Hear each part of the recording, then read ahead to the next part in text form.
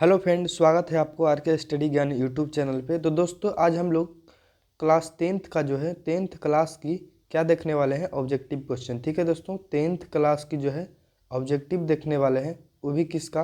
तो फ्रेंड, हिंदी का जो है परंपरा का मूल्यांकन चैप्टर है उसका। ठीक है, तो हिंदी में जो है गद्य कर्ण में है वो परंपरा का मूल्यांकन देख सकते हैं यहाँ पे, परंपरा का मूल्यांकन जो कि चैप्टर 7 में है दोस्तों।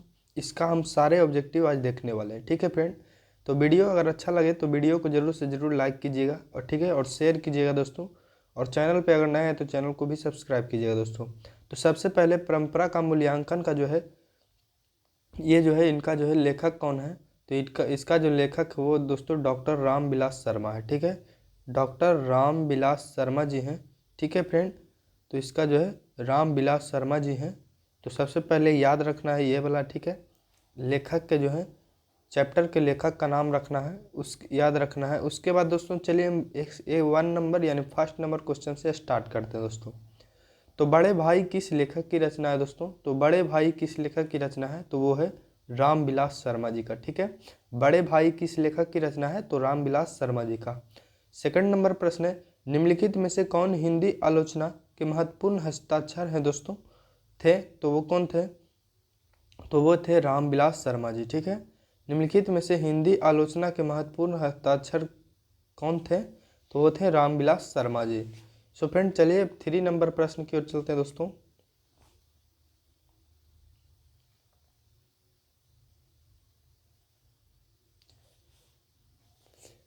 कौन मनुष्य के संपूर्ण जीवन से संबंध है दोस्तों। तो कौन जो है मनुष्य के संपूर्ण जीवन से संबंध है, तो वो है साहित्य। ठीक है दोस्तों, साहित्य जो है मनुष्य के संपूर्ण जीवन से संबंध है। उसके बाद 4 नंबर प्रश्न है, वह विचारधारा जो चेतना या भाव को मूल पदार्थ मानती हो उसे हम लोग क्या करते हैं कहते हैं दोस्तों। तो उसे कहते हैं क्या, भौतिकवाद। ठीक है, वह विचार जो चेतना और भाव को मूल पदार्थ मानते हैं उसे हम भौतिकवाद कहते हैं दोस्तों। उसके बाद 5 नंबर प्रश्न है, सारे यूरोप यूरोप के लिए लोग किस सभ्यता से प्रभावित थे दोस्तों। तो वो थे एथेंस की सभ्यता से। ठीक है, सारे यूरोप के लोग एथेंस की सभ्यता से प्रभावित थे। तो correct answer option number C सही हो जाएगा। उसके बाद 6 नंबर प्रश्न है दोस्तों, सोली और बायरन कहाँ थे। सोली और बायरन कहाँ थे दोस्तों, तो वो थे यूनान में थे। ठीक है दोस्तों, यूनान के सोली और बायरन कहाँ के थे, तो यूनान के थे। ठीक है दोस्तों, तो correct answer option number B सही हो जाएगा। उसके बाद दोस्तों नेक्स्ट प्रश्न है 7 नंबर, जारशाही में थी, जारशाही खाली स्थान में थी कौन किस में थी दोस्तों। तो जारशाही कौन से देश में थी, तो वो थी सोवियत रूस में। ठीक है, सोवियत रूस में जारशाही शासन थी। 8 नंबर प्रश्न, रूस की क्रांति कब हुई थी दोस्तों। तो रूस की क्रांति कब हुई थी, तो वो हुई थी 1917 ईस्वी में। ठीक है दोस्तों, 1917 ईस्वी में क्या हुआ था, रूस की क्रांति हुआ था। व्यास जी और वाल्मीकि जी की रचना क्रमशः कौन कौन है दोस्तों। तो व्यास जी और वाल्मीकि जी की जो है रचना है वो है दोस्तों क्या है, तो गीता और रामायण है। ठीक है, व्यास जी का जो है गीता है और वाल्मीकि जी का क्या है, रामायण है। ठीक है फ्रेंड, तो correct answer option number A सही हो जाएगा। 10 नंबर प्रश्न है, परंपरा का मूल्यांकन किसकी पुस्तक है दोस्तों। तो परंपरा का मूल्यांकन जो है वो है राम विलास शर्मा जी का। ठीक है, उसके बाद चलिए नेक्स्ट प्रश्न की ओर चलते हैं दोस्तों। 11 नंबर प्रश्न है, प्रगतिशील आलोचना का विकास होता है दोस्तों। तो प्रगतिशील आलोचना का विकास कैसे होता है, तो वो होता है दोस्तों साहित्य की परंपरा के ज्ञान से। ठीक है, साहित्य की परंपरा के ज्ञान से दोस्तों। उसके बाद चलिए 12 नंबर प्रश्न, लेखक राम विलास शर्मा कब से कब तक भारतीय प्रगतिशील लेखक संघ के महामंत्री रहे। तो कब से कब तक रहे थे दोस्तों, तो वो रहे थे 1949 से लेकर के 1953 तक। ठीक है, उसके बाद 13 नंबर प्रश्न है दोस्तों, साहित्य सापेक्ष रूप से क्या होता है। साहित्य सापेक्ष रूप से क्या होता है दोस्तों, तो वो होता है क्या होता है, स्वाधीन होता है दोस्तों। ठीक है, स्वाधीन। उसके बाद एथेंस किस महादेश में है दोस्तों। तो एथेंस किस महादेश में है? तो वो है यूरोप महादेश में। ठीक है, यूरोप महादेश में क्या है, एथेंस है दोस्तों।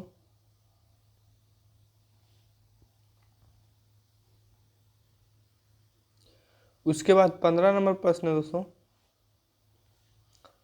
वायरन किस भाषा के कवि हैं दोस्तों? वायरन किस भाषा के कवि हैं? तो वो है दोस्तों अंग्रेजी भाषा के। ठीक है, बायरन किस भाषा के कवि हैं? तो वो अंग्रेजी। 16 नंबर प्रश्न है, निराला की साहित्य साधना किसकी कृति है? निराला की साहित्य साधना किसकी कृति है दोस्तों? तो निराला की जो है साहित्य साधना जो है साधना है वो किसकी कृति है? तो वो है रामविलास शर्मा जी का। ठीक है। 18 नंबर प्रश्न, द्वंद्वात्मक भौतिकवाद मनुष्य की चेतना को आर्थिक संबंधों से प्रभावित मानते हुए उसकी स्वाधीनता स्वीकार करता है। यह पंक्ति किस शीर्षक पाठ की है दोस्तों? तो वो है परंपरा के मूल्यांकन। ठीक है, 17 नंबर का ऑप्शन नंबर सी से हो जाएगा।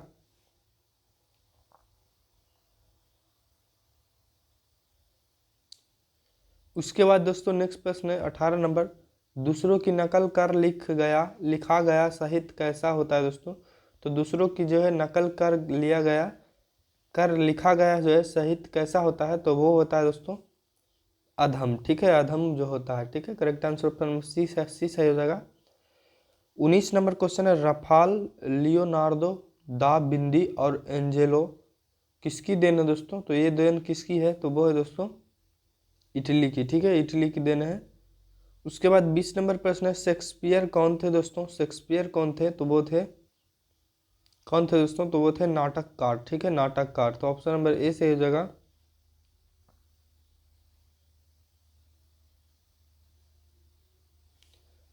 21 नंबर प्रश्न है, निराला की साहित्य साधना कितने खंडों में रचित की गई है दोस्तों? तो निराला की जो है साहित्य साधना है वो कितने खंडों में रचित की गई है? तो वो की गई है दोस्तों 3 खंडों में। ठीक है। 22 नंबर प्रश्न है, लेखक रामविलास शर्मा का जन्म कब हुआ था दोस्तों? तो लेखक रामविलास शर्मा जी का जो है जन्म हुआ था वो कब हुआ था? वो हुआ था दोस्तों 10 अक्टूबर 1912 ईस्वी को। ठीक है, 10 अक्टूबर 1912 ईस्वी को जो है रामविलास शर्मा जी का जो है जन्म हुआ था। लेखक रामविलास शर्मा जी का जन्म कहाँ पर हुआ था दोस्तों? तो कहाँ पर हुआ था लेखक रामविलास शर्मा जी का जो है जन्म कहाँ पर हुआ था? तो वो हुआ था दोस्तों ऊंचगांव सानी में। ठीक है, ऊंचगांव सानी में। उसके बाद 24 नंबर प्रश्न है दोस्तों, प्रेमचंद और उनका युग किनकी रचना है दोस्तों? प्रेमचंद और उनका युग किसकी रचना है? तो वो है दोस्तों किसकी?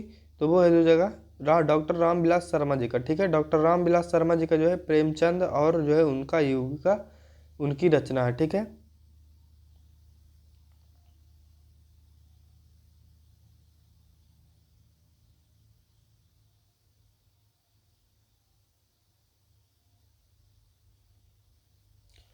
उसके बाद दोस्तों 25 नंबर प्रश्न, जारशाही रूप से सोवियत समाज में पढ़े जाने वाले लोकप्रिय साहित्यकार कौन है?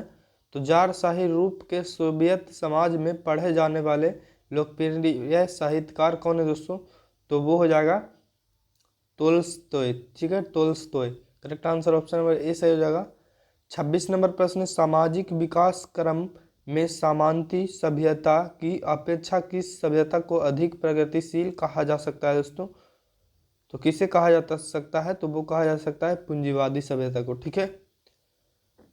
उसके बाद दोस्तों 27 नंबर प्रश्न है, लैटिन कवि कौन है दोस्तों? तो लैटिन कवि वर्जिल है दोस्तों। ठीक है, वर्जिल। तो correct answer option number A सही हो जाएगा। लैटिन कवि कौन है दोस्तों? तो वर्जिल है। ठीक है। उसके बाद चलिए नेक्स्ट प्रश्न की ओर चलते हैं दोस्तों, 28 नंबर प्रश्न की ओर। तार सप्तक में कितने कवियों की कविताएं संग्रहित है दोस्तों? तो तार सप्तक में कितने कवियों की कविताएं जो है संग्रहित है? तो वो है दोस्तों 7 कवियों की। ठीक है। उसके बाद 29 नंबर प्रश्न है दोस्तों, अगेन ने तार सप्तक कब संपादित किया? तार सप्तक जो है कब संपादित किया है? तो वो कब किया था दोस्तों? तो वो किया था 1943 ईस्वी में। ठीक है, अगेन ने तार सप्तक कब संपादित किया है? तो 1943 ईस्वी में। 30 नंबर प्रश्न है दोस्तों, रामविलास शर्मा को किस कृति के लिए साहित्य अकादमी पुरस्कार प्राप्त हुआ है दोस्तों? तो रामविलास शर्मा को किस कृति के लिए साहित्य अकादमी पुरस्कार प्राप्त हुआ है?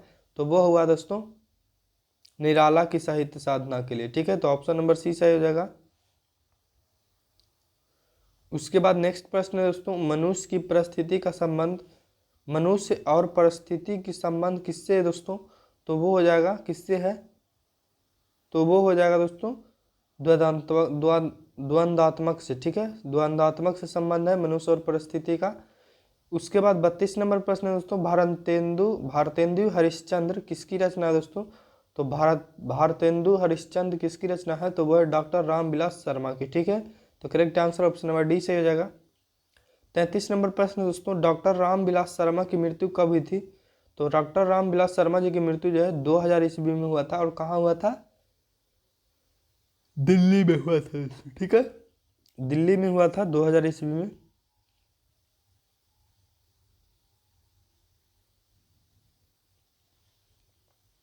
चौंतीस नंबर प्रश्न, साहित्य की परंपरा का पूर्ण ज्ञान किस व्यवस्था में संबंध है? तो संभव है। तो वो कौन सा ज्ञान में जो है संभव है दोस्तों साहित्य की परंपरा का ज्ञान? तो वो है दोस्तों समाजवादी व्यवस्था में। ठीक है, तो correct answer option number C से हो जाएगा। परंपरा का ज्ञान किनके लिए आवश्यक है दोस्तों? तो परंपरा का ज्ञान किसके लिए जो है आवश्यक है? तो वो है दोस्तों जो लकीर के फकीर ना होकर क्रांतिकारी साहित्य की रचना करे, उसे हम लोग परंपरा का ज्ञान किनके लिए आवश्यक है? तो इसी के लिए आवश्यक है। ठीक है, ऑप्शन नंबर सी सही हो जाएगा।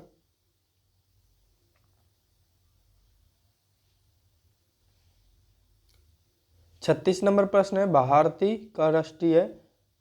का जो है राष्ट्रीय क्षमता का पूर्ण विकास किस व्यवस्था में संभव है दोस्तों? तो वो किस व्यवस्था में है?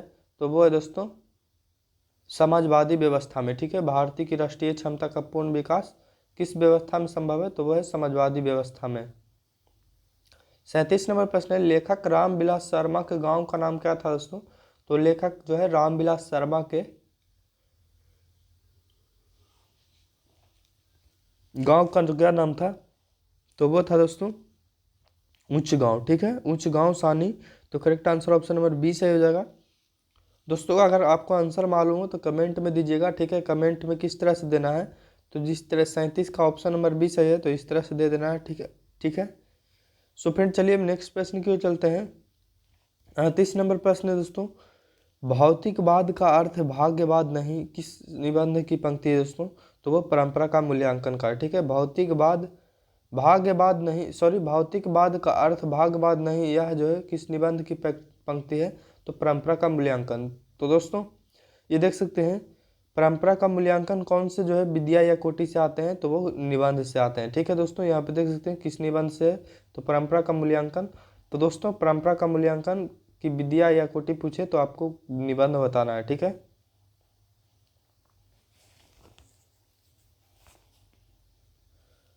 उसके बाद दोस्तों नेक्स्ट प्रश्न है, क्या है? परंपरा का मूल्यांकन शीर्षक पाठ साहित्य की कौन सी विद्या है? तो निबंध हो जाएगा। ठीक है, अभी ऊपर में ही दिखाएं। ठीक है, ऑप्शन नंबर बी सही हो जाएगा।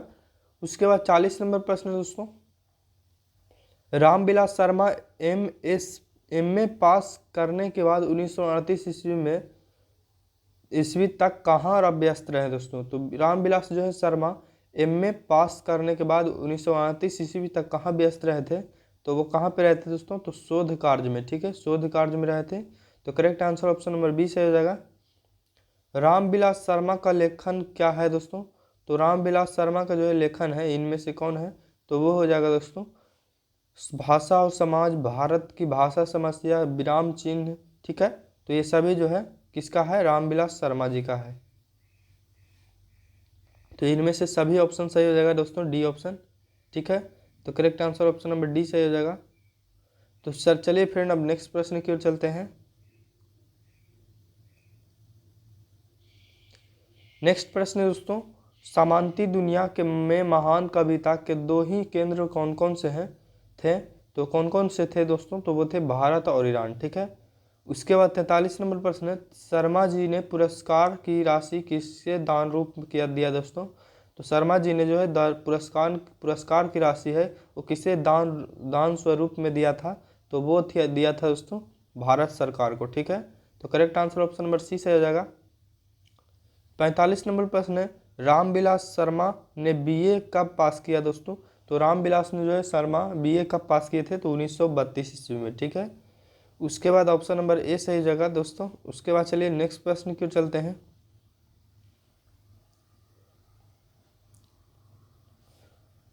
45 नंबर प्रश्न है, आदिम का शाब्दिक अर्थ क्या है दोस्तों? आदिम का शाब्दिक अर्थ क्या है? तो वो है दोस्तों अति प्राचीन। ठीक है, आदिम का शाब्दिक अर्थ जो है अति प्राचीन हो जाएगा, इन्हें बहुत पुराना। ठीक है। 46 नंबर प्रश्न है, हमारी राष्ट्रीय आवश्यकता है दोस्तों। तो हमारी राष्ट्रीय आवश्यकता क्या है? तो वो है दोस्तों समाजवाद। ठीक है, हमारी राष्ट्रीय आवश्यकता समाजवाद है। 47 नंबर प्रश्न है, पुरानी संस्कृति से कौन नाता नहीं तोड़ती है दोस्तों?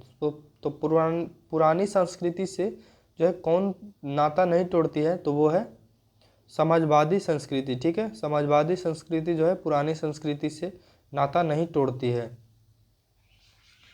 उसके बाद नेक्स्ट प्रश्न है, अस्मिता का अर्थ क्या है दोस्तों? तो अस्मिता का अर्थ क्या है? तो वो हो जाएगा दोस्तों, अस्मिता का जो अर्थ हो जाएगा वो हो जाएगा पहचान। ठीक है, अस्मिता का अर्थ क्या है दोस्तों? पहचान हो जाएगा। तो correct answer option number C से हो जाएगा। सो फ्रेंड, ये था परंपरा का मूल्यांकन का जो है 48 ऑब्जेक्टिव क्वेश्चन, जो कि आपके एग्जाम 2025 के लिए बहुत इंपॉर्टेंट है। उसके बाद नेक्स्ट वीडियो जो है जीत जीत मैं निरखत हूँ, इसका जो है चैप्टर का आएगा ऑब्जेक्टिव। ठीक है फ्रेंड, तो वीडियो कैसा लगा? अगर वीडियो अच्छा लगा दोस्तों तो वीडियो को जरूर से जरूर लाइक कीजिए। ठीक है, शेयर कीजिए, और चैनल पे अगर नए हैं तो चैनल को सब्सक्राइब कीजिए दोस्तों। तो चलिए, वीडियो देखने के लिए धन्यवाद। तब तक के लिए मिलते हैं अगले वीडियो में। तब तक के लिए वीडियो देखने के लिए धन्यवाद।